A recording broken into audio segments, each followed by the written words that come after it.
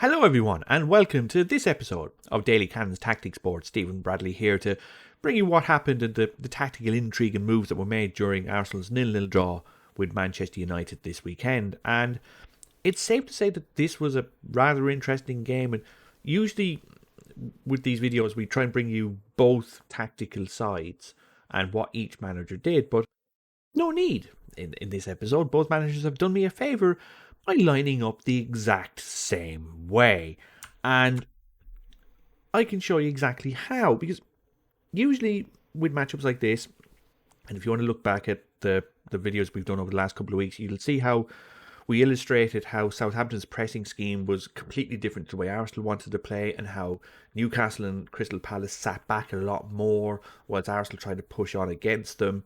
Yet in this game, what happened was basically two teams lined up, and it was if you've got a girlfriend and your friend has a girlfriend and you both go to a party and your girlfriend show up and they're wearing the same dress. It's as simple as that. And they look at each other and go, hang on a minute, what happened here? Same happened. Arsenal lined up 4-2-3-1.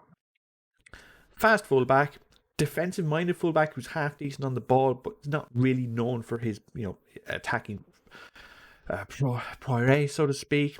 Two defensive midfielders, one who relies a little bit more on passing and one who can rely on his athleticism a little bit more. A playmaker who can cut in on his weaker foot. Someone renowned for pace but can also make in runs behind but is good with the ball. A number 10 to knit everything together. And an old-fashioned number 9 so that, you can occupy the centre-backs. Meanwhile, for Manchester United, they've got a pacey full-back and they've got a more defensive-minded full-back who's, capable on the ball as well, but not knowing for his attacking prowess. Two centre-backs who are, limited going forward. One's a little bit better on the ball than the other, so kind of has to cover for his a little bit, but this one's not a better defender. They've got two defensive midfielders. One's a little bit more physically based but can pass the ball a bit, and one's there for his athleticism so he can run a bit more. A winger who can cut in on his weaker foot, a playmaker who's there to cut in on his stronger foot as well, a number 10 to knit everything together, and an old-fashioned number 9 to occupy the centre-backs. It's the same bloody setup. It's insane. Yet, it's one of those situations where it fits both teams, and it should show you how far Arsenal have progressed in the last couple of months, because this United lineup, this group of players, it's safe to say that these are Manchester United's best 11 players. Maybe, if you want, you'd put in Martial somewhere, but maybe Martial for Cavani, but that'd be it. You'd always play Rashford, you'd always play Bruno Fernandes, you'd always play Pogba. These are Manchester United's two best, defensive centre midfielders. Alex Telles hasn't kicked on at all for United, so it's Luke Shaw, Harry Maguire, maybe Bailly for Lindelof, but Lindelof's played well, and Wan-Bissaka right back, and De Gea. That's United's best team.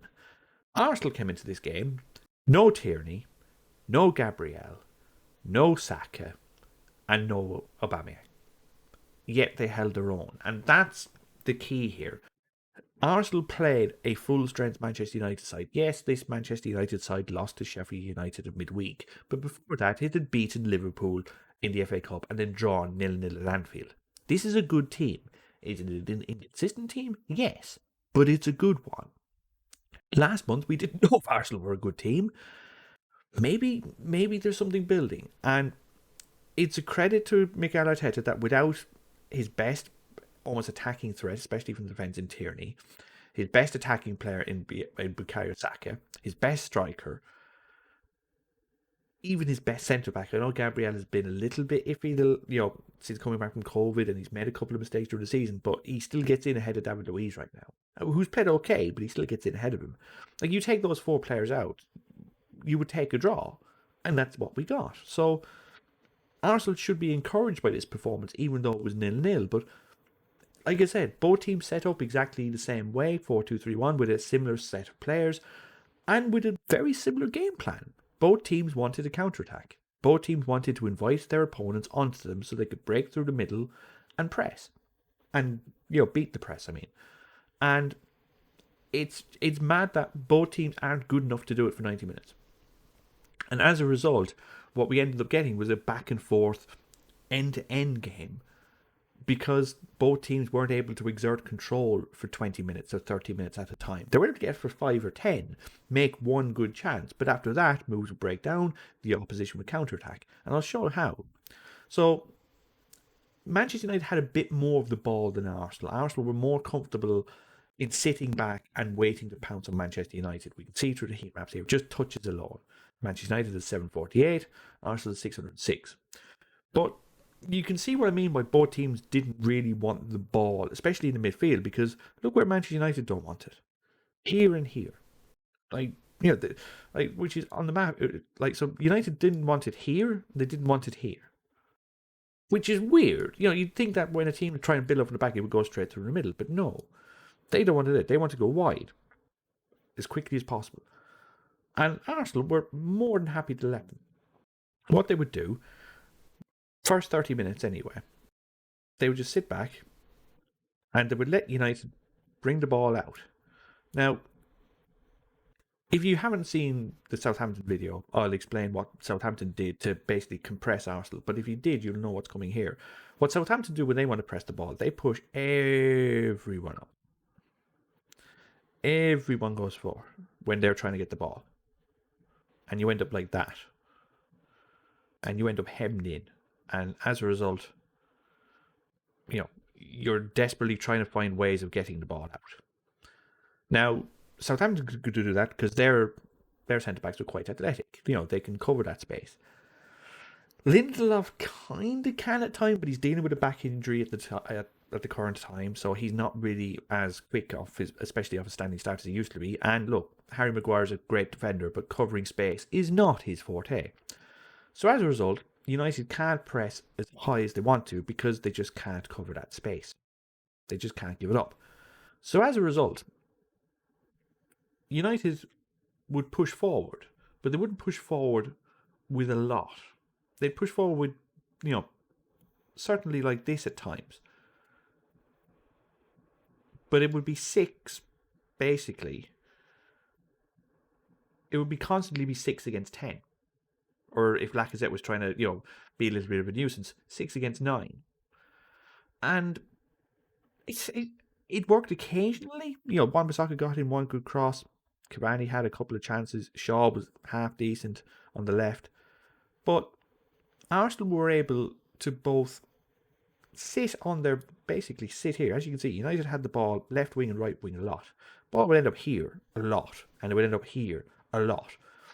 And Arsenal were more than happy to do this and just watch Manchester United basically pass the ball around and just sit there and wait. And then Manchester United would make a mistake and Arsenal would go like this. And then if McTominay or Fred tried to step up, Smith Rowe was excellent, at least for the first hour, until he started to run out of steam, which is understandable considering he went off with injury against Southampton on Tuesday. Smith Rowe was excellent in either beating Fred or McTominay when he was there. And going forward, so was Partey. Partey was superb again for 60 minutes because he also had to come off against Southampton at beating the press and getting forward. And Xhaka was doing his usual thing of finding the long balls forward. So as a result, Arsenal would get out of this, force United back, and go on and go themselves and start pushing up. And you'd end up with situations like this. And then Arsenal would attack. And then what United would do is sit back with 6. And then it would be Arsenal's turn to push their forwards up. The wing backs would go forward like this. And now Arsenal have the same problem. They can't push David Luiz or Rob Holding up too far. Because again, Rashford, Fernandes was doing a decent job. But Cavani would go here. Pogba would find a little bit of space. And as much as you want David Luiz and Holding to push up so that it compresses the field and gets more options for Arsenal, they also have a problem with this space. So as a result, when Arsenal tried to press, United found it just as easy with Luke Shaw and Fred to get through Manchester, get through Arsenal's midfield, and then they also would counter with 5 and 6, especially with Shaw and Fred and Rashford. And it was back and forth, back and forth, back and forth throughout the game. And what changed was 2 things. So let me get everything back in place here. What changed, number 1, was... That'll do. What changed was, number 1, was this happening. After 15 minutes of trying, caps lock, of trying to, run off what looked like an upset stomach, McTominay just, put his hand up in the air, called uncle, said, "I'm good, I can't play anymore, sorry about this, mate, I'm gone." And that was that. There was no way of him being able to continue, and Solskjaer made an attacking substitution. He brought on Martial for McTominay and put Pogba here. And what that did, it worked for about 5 minutes. Give me David Luiz, thank you. It worked for about 5 minutes because as good as Pogba is here, and he's superb, he's one of the best midfielders of the world. Yes, he can be a head case at times, but God, when he's on form, he's talented. What happens when Pogba plays here is that, especially with Martial and Rashford has a tendency to do this, Martial has a tendency to do this. When Pogba is here, and we'll say that's McTominay for a second, Bruno Fernandes, who has been unbelievable for Manchester United. Yes, he wins a lot of penalties, but 52 games, 28 goals, 19 assists. He's been fantastic. He's a top player. And his best attribute is finding space. He is basically 2021's version of Frank Lampard. He is brilliant at doing this, at those late runs into the box. He's brilliant at finding space 20 yards out, long shots, free kicks, etc., and just getting on the end of second balls or whatever. Exactly what Lampard used to do. He just needs space to run in. You give him that, and he's an absolute menace, and he's just as good defensively as well. So when Pogba plays out left, or when he did it against Liverpool out right, it gives Fernandes that freedom. He can go wherever the hell he wants. There's no one in his way. He can just roam. And even if Rashford goes there, Pogba's smart enough to do this. And Cavani's smart enough to play left wing occasionally, and Fernandes ends up playing centre forward. And that's fine with him.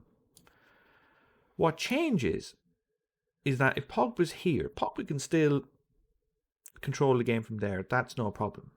But Martial will cut inside all the time because he's a half left winger, half striker. It's the Thierry Henry mold. He's not Henry, but it's the same game. You cut in from the left wing to your right, and you try and put it in the far corner. But if Martial's here, Cavani's now here, and Rashford's there, what your defence can do, give me holding.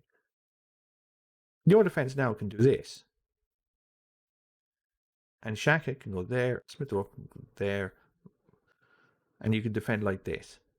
And you tell me where Fernandes is supposed to get the ball in any danger. They're fine.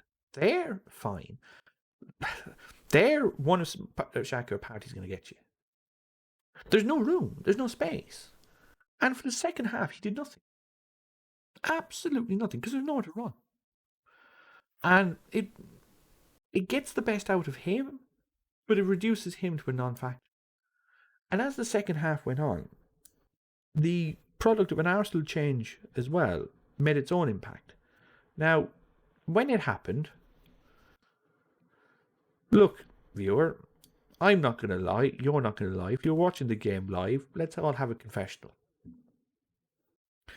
When you came back for the second half, whether you were making your cup of tea, you'd gone for a beer, and you saw that this had happened,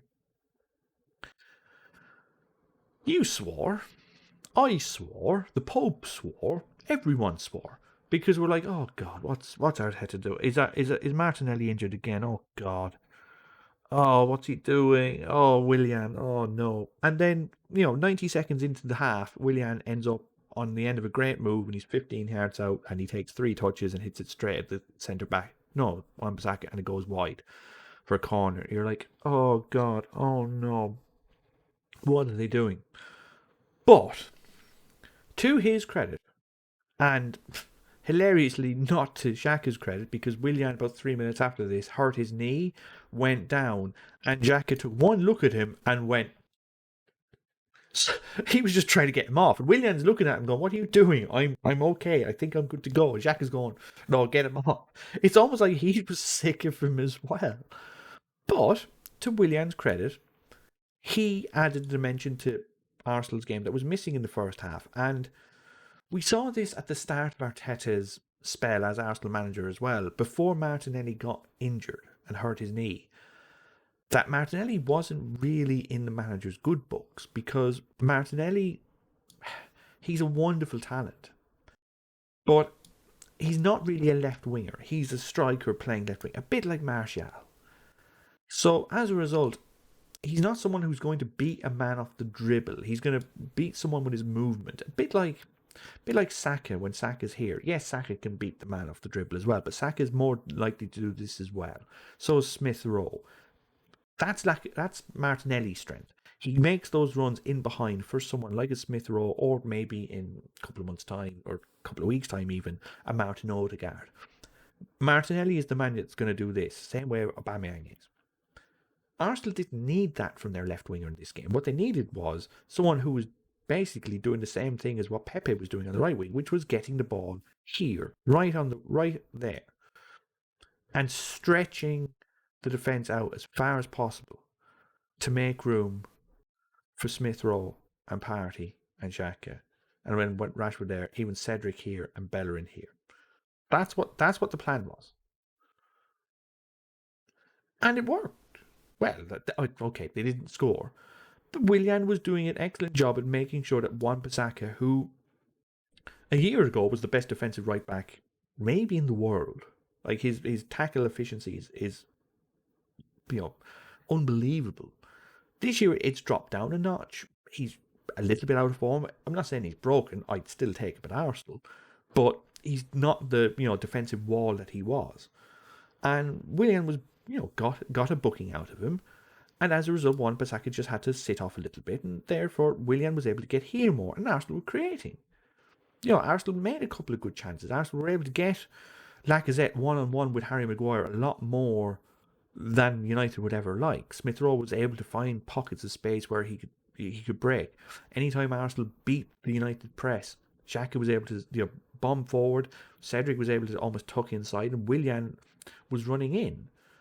And then, as a result, as this kept happening, Maguire was shifting over, Shaw was shifting over, Pogba was shifting over, and it was giving Pepe the time and the space he needed to have a one-on-one with the fullback. And he had a couple of decent efforts that were just wide, but they were playing to a plan, and the plan was working. They just didn't score. Like, they had a good 20-25 minutes of dominant football. They just didn't score. But United were always a menace on the counter, and if Arsenal had managed to nick one in like the 65th, 70th minute, they would have deserved the goal. But it's hard to say that Arsenal deserved a win when the two best chances in the game were to Edison Cavani, and he was 6 yards out and 8 yards out from goal, one of them with an open goal and one of them with only the goalkeeper to beat, and he missed the target twice. Like, yes, Arsenal were maybe just about the better side, but did any of them deserve? Did either side deserve to lose? Probably not. So it's a point. It's a decent point. It's a point that I would have taken seeing the starting lineup and seeing, like I said, no Tierney, no Gabriel, no Saka, no Aubameyang. It's a good point. It's how many more good points can Arsenal afford to get? Because I've highlighted 20 here. Their defence is really, really, really good right now. It's the second best record in the league along with Tottenham, and we know how defensive they play. Since Arteta's gone to 4 to back, whatever schemes he is implementing, whatever way he has got these, these four, mostly these four with Tierney there, he has got them playing a system that doesn't give away too many easy chances. It gives away a couple, but not to the extent that it did when he arrived. Arsenal are no longer the they're no longer a walkover. They're no longer an easy strike. They're no longer no longer can a team suddenly throw 6, 7, 8 players and Arsenal have no idea how to do with it. They're well drilled. They're well coached. Yes, it's a low block, and watching a team have the ball here, here, here all the time can be a little bit nerve wracking to watch as a fan, but that's the way Arsenal are coached right now. They're there to pick teams off in the counter, pass through a press, and go forward. And at some point, that number doesn't lie. Yes, City have the best defense of the league by a margin, but this is the most conservative Manchester City side we've seen since Pep Guardiola arrived. It might be the most conservative Pep Guardiola side we've ever seen. They are playing with such efficiency where they're going 1-0 up and going, that'll do. To the point where it's almost Mourinho-esque. Where Mourinho at Chelsea 2005, 2006, where they go 1-0 up and he'd pull everyone back and go, that'll do. It's not that, but it's close. They just do it with the ball. And, second best, Tottenham is the second best defence of the league. And we see how negatively they play. Third is Villa, who have improved from last year. 1 goal ahead of Arsenal. It's interesting to see how much of an improvement that is. Obviously, the next job is to score goals, but again, no Tierney, no Saka, no Aubameyang, Odegaard to come in the side. You would like to think that number will start to creep up as well a little bit quicker than that one does. So, all in all, yes, it wasn't a goal fest, and yes, it wasn't a win, but it's not a loss. It's another point. It's another side who have performed better than us over the course of the season, and it'll be interesting to see if Arsenal build on this good run of form now. They've had a number of games where they've played decently. They haven't given away any stupid goals. They've had a couple of good performances attacking wise. The XG numbers are going up. Can they build on this? Can they get to a stage where this is the norm? That's the next step now. Is this a platform? And when the likes of Tierney and Gabriel come in, is that going to be the basis for Arsenal to kick on? Or have we seen the Arsenal's best performances of the season and we're about to see a downslide from here? Only time will tell. We will talk to you next time, viewer. Good luck.